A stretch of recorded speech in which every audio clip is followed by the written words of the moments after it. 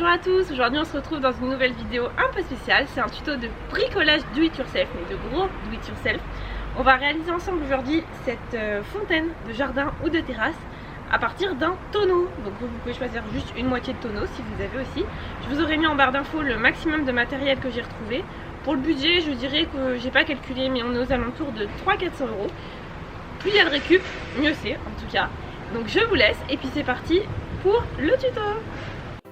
Donc on commence tout simplement par tracer le milieu de notre tonneau. Nous on a utilisé un mètre ruban de couture parce que c'est souple et comme le tonneau est arrondi, c'est très pratique. On a choisi de marquer le milieu, mais vous pouvez tenter de faire quelque chose d'asymétrique avec un morceau plus gros. Pourquoi pas.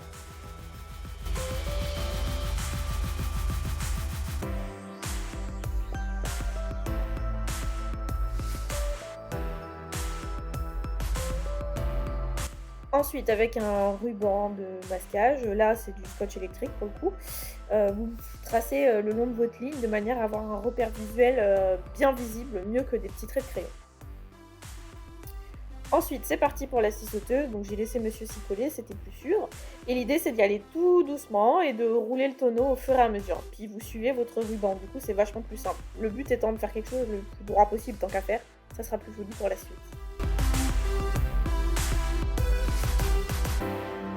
Une fois que c'est fait, on a nos deux moitiés de tonneau, on est content, tout s'est bien passé.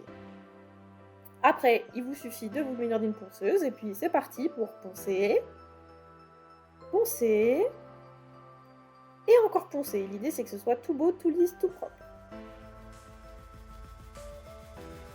Ensuite, je me suis munie d'une petite brosse là comme ça manuelle et de mon jet d'eau pour enlever tout le reste de poussière de ponçage parce que mine de rien on se rend pas compte mais ça laisse pas mal de poussière. Enfin si on s'en rend compte parce qu'on en mange pas mal de la poussière en ponçant. Mais l'idée c'est que ce soit propre, hein. Ça sera beaucoup plus simple pour la suite, pour la peinture tout simplement. Donc moi j'ai utilisé une lasure coloris chêne clair. Et puis après tout simplement... vous peignez tout ça, 2 couches, et hop, magie, c'est bon. Ils sont tout beaux, tout propres. Là, à ce niveau-là, on commence à être content, ça commence à ressembler à quelque chose.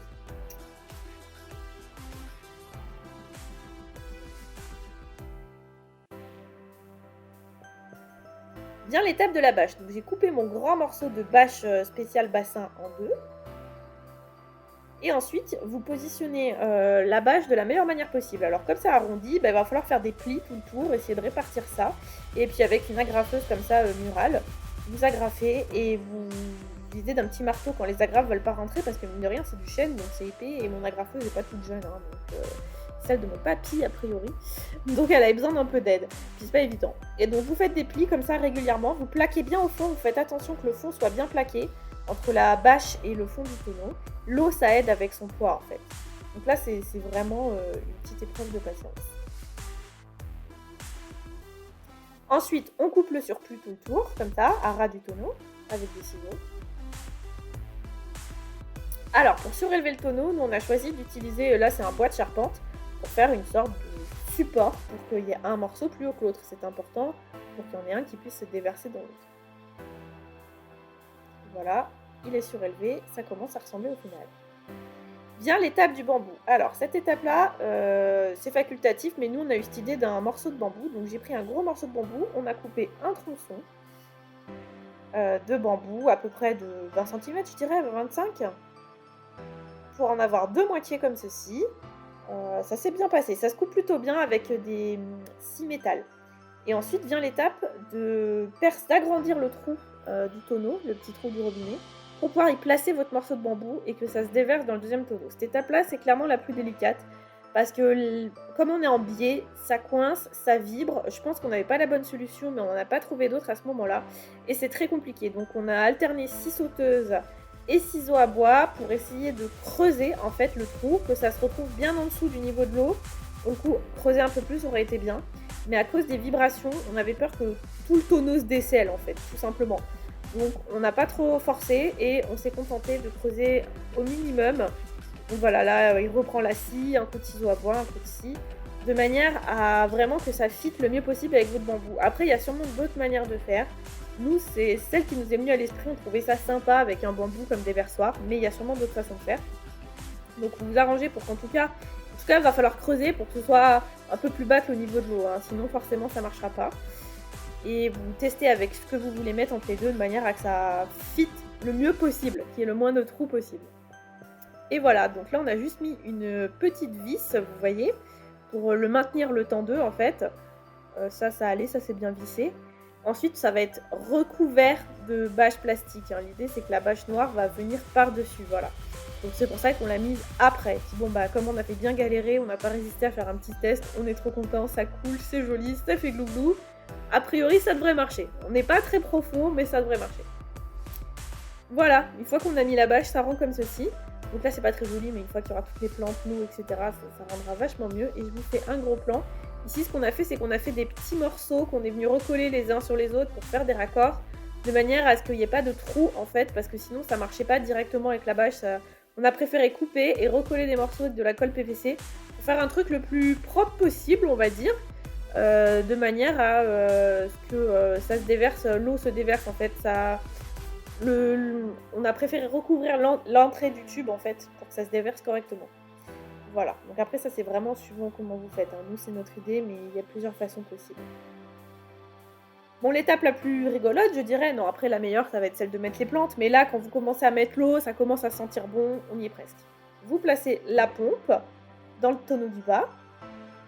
La pompe, je vous mettrai le lien dans la barre d'infos. Et vous raccordez la fontaine. Alors la fontaine, ici c'est une fontaine en bambou, vous voyez elle n'est pas finie encore sur la vidéo. On a eu pas mal de soucis avec, si ça aboutit, je vous ferai une vidéo dédiée pour la fontaine, sinon il y a plein de façons possibles de faire. Et ben ça y est, on y est presque. Dernière étape, installer les plantes. Je vous les présente une par une ici, je vous ai mis les noms.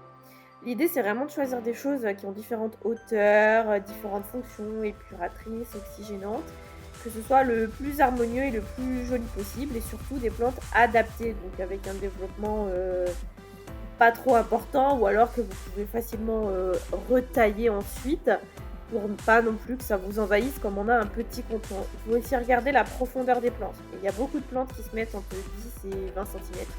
Pour le nénuphar, c'est pareil, c'est possible, mais il faut choisir un petit nénuphar qui se met à une faible profondeur.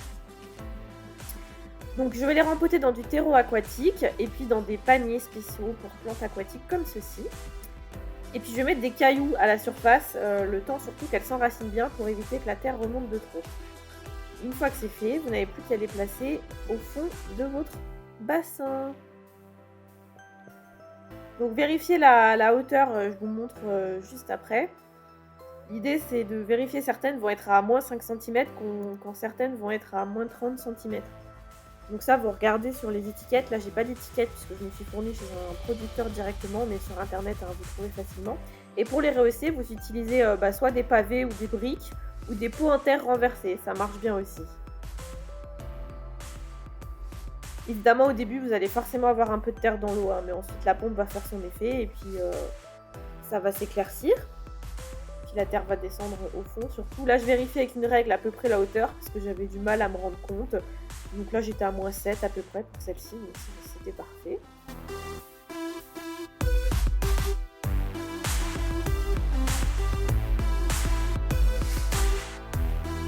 Bon, par contre, le rempotage, je vous le dis, c'est salissant. Et voilà, il ne vous reste plus qu'à profiter de votre bassin tonneau.